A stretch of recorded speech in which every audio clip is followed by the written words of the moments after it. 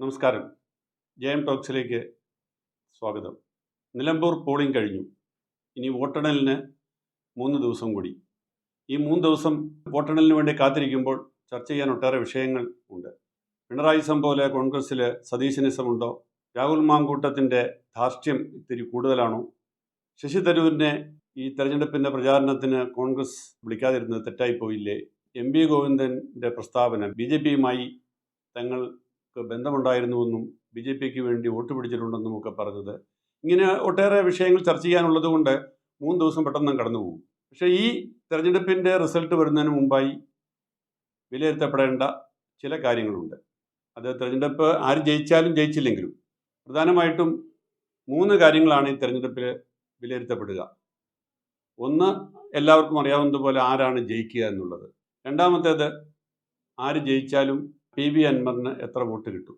മൂന്നാമത്തേത്, PV അൻവറിന് കിട്ടുന്ന വോട്ട് ജയിക്കുന്ന സ്ഥാനാർത്ഥിക്ക് കിട്ടുന്ന ഭൂരിപക്ഷവും തമ്മിലുള്ള വ്യത്യാസം. അതായത് PV അൻവറിന് ലഭിച്ച വോട്ടിനേക്കാളിലും കൂടുതൽ വോട്ടാണോ ഭൂരിപക്ഷം, കുറഞ്ഞ വോട്ടാണോ ഭൂരിപക്ഷം എന്നുള്ളത്.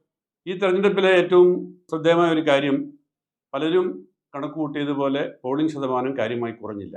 പല കാരണങ്ങൾ കൊണ്ടും, പ്രത്യേകിച്ച് കാലവർഷത്തിൻ്റെ ഭീഷണിയും ഒക്കെ നിലനിന്നുകൊണ്ട് പോളിംഗ് ശതമാനം ഗണ്യമായി കുറയുമെന്നും അത് 70% വരെ എത്തുമെന്നും ഒക്കെയാണ് കണക്ക് കൂട്ടിയത്. എന്നാൽ ഇപ്പോൾ പോളിംഗിൻ്റെ അവസാന നില വന്നപ്പോൾ പോസ്റ്റൽ വോട്ട് ഉൾപ്പെടെ 75% മുകളിൽ വോട്ട് പോൾ ചെയ്യപ്പെട്ടു എന്നാണ് അറിയാൻ കഴിഞ്ഞത്. 2021 ഏറ്റവും അധികം പോൾ ചെയ്യപ്പെട്ട 2021 76% പോളിംഗ്. ഏറ്റവും കൂടുതലല്ല, അതിന് മുമ്പത്തെ നിയമസഭാ തിരഞ്ഞെടുപ്പിൽ അതിനേക്കാൾ 78% വരെ പോൾ ചെയ്യപ്പെട്ടെങ്കിലും അതിനുശേഷം നടന്ന പാർലമെൻറ്റ് തെരഞ്ഞെടുപ്പുമായിട്ടൊക്കെ താരതമ്യപ്പെടുത്തുമ്പോൾ കഴിഞ്ഞ തവണത്തെ പോളിംഗ് ശതമാനം വളരെ കൂടുതലായിരുന്നു. 76% പോൾ ചെയ്തു. കഴിഞ്ഞ തവണത്തേത് ഇത്തവണത്തേതുമായി 1% വ്യത്യാസമേ ഉള്ളൂ. വോട്ടിൻ്റെ എണ്ണം എടുത്താലും കഴിഞ്ഞ തവണ 1,76,000 ചില്ലുവാനും വോട്ടുകൾ പോൾ ചെയ്യപ്പെട്ടെങ്കിൽ ഇത്തവണ 1,75,000 ചില്ലുവാനും വോട്ടായി. 1000 വോട്ടിൻ്റെ ഡിഫറൻസേ വന്നിട്ടുള്ളൂ. അപ്പോൾ ഈ സാഹചര്യത്തിൽ ഇത്തവണത്തെ ഒരു ചതുഷ്കോണ മത്സരമായതുകൊണ്ട് വോട്ടിംഗ് നില എങ്ങനെ വരും എന്നുള്ളതാണ് ഏറ്റവും ശ്രദ്ധേയമായ ഒരു കാര്യം. 4 ദിവസം കഴിയുമ്പോൾ ഇതിനെക്കുറിച്ച് കൃത്യമായ കണക്കുകൾ നമ്മുടെ മുന്നിൽ വരുന്നതിന് മുമ്പായിട്ട് ഒരു എത്തിനോട്ടം, അടുത്ത തെരഞ്ഞെടുപ്പ് ഫലത്തിലേക്കുള്ള എത്തിനോട്ടമായി ഇതിനെ കണക്കാക്കിയാൽ മതി. 1,75,000 വോട്ടുകളാണ് പോൾ ചെയ്യപ്പെട്ടതെങ്കിൽ PV അൻവറിന് ഇപ്പോൾ 15,000 വോട്ട് വരെ ലഭിക്കാമെന്ന് പറയുന്നു.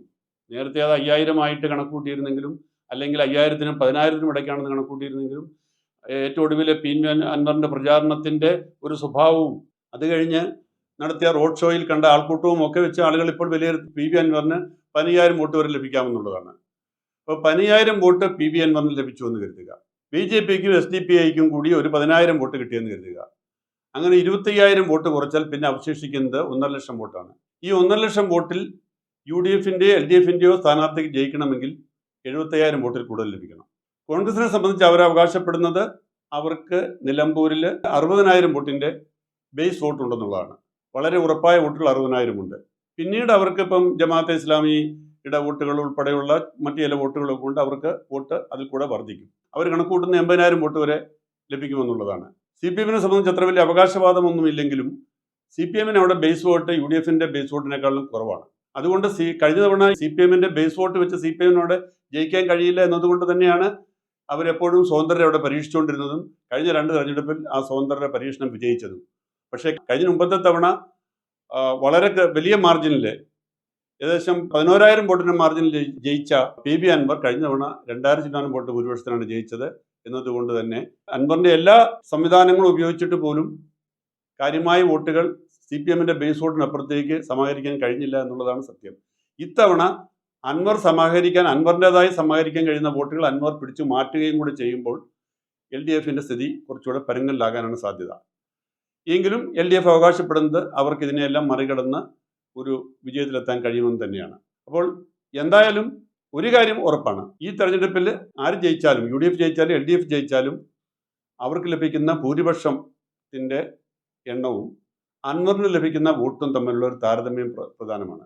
ജയിക്കുന്ന മുന്നണി സ്ഥാനാർത്ഥിക്ക് കിട്ടുന്ന ഭൂരിപക്ഷത്തെക്കാളിലും കുറവാണ് അൻവറിന് ലഭിക്കുന്ന വോട്ടെങ്കിൽ അൻവറിന് വലിയ അവകാശവാദമൊന്നും ഉന്നയിക്കാൻ കഴിയില്ല. നേരെ മറിച്ച് ജയിച്ച സ്ഥാനാർത്ഥി ആരുമായിക്കോട്ടെ, UDF ആയിക്കോട്ടെ LDF ആയിക്കോട്ടെ, UDF ജയിച്ചാൽ അൻവറിന് പറയാം അതിൽ കൂടുതൽ ഭൂരിപക്ഷം തനിക്കുള്ളത് കൊണ്ട്, അല്ലെങ്കിൽ അതിൽ കൂടുതൽ വോട്ട് താൻ നേടിയത് കൊണ്ട് ഈ LDF സ്ഥാനാർത്ഥിയുടെ പരാജയത്തിന് അല്ലെ പിണറായിത്തിന്റെ പരാജയത്തിന് തന്നും തന്റെ മത്സരവുമാണ് കാരണമായതെന്ന് പറയാം.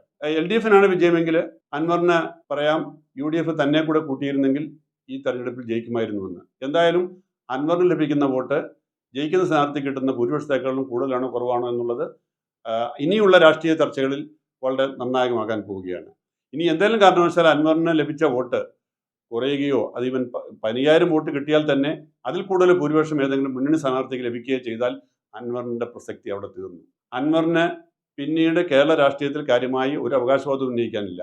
മാത്രമല്ല അൻവർ രാജിവെച്ചത് മാത്രമല്ല, അൻവർ ഈ തെരഞ്ഞെടുപ്പിൽ മത്സരിച്ചത് പോലും ഒരു ആന മണ്ടത്തരമാണ് എന്നുള്ളതും, അൻവർ ഇനിയും അങ്ങോട്ട് 75000 വോട്ട് നേടുമെന്ന് അവകാശപ്പെട്ട അൻവർ കേരള രാഷ്ട്രീയത്തിൽ ഒരു വട്ടപൂജ്യമായി മാറുന്ന സാഹചര്യം ഉണ്ടാവും എന്നുകൂടി ഈ തെരഞ്ഞെടുപ്പ് ഫലം അന്തിമമായി വിധി എഴുതുമെന്ന് വേണം കരുതാനായിട്ട്.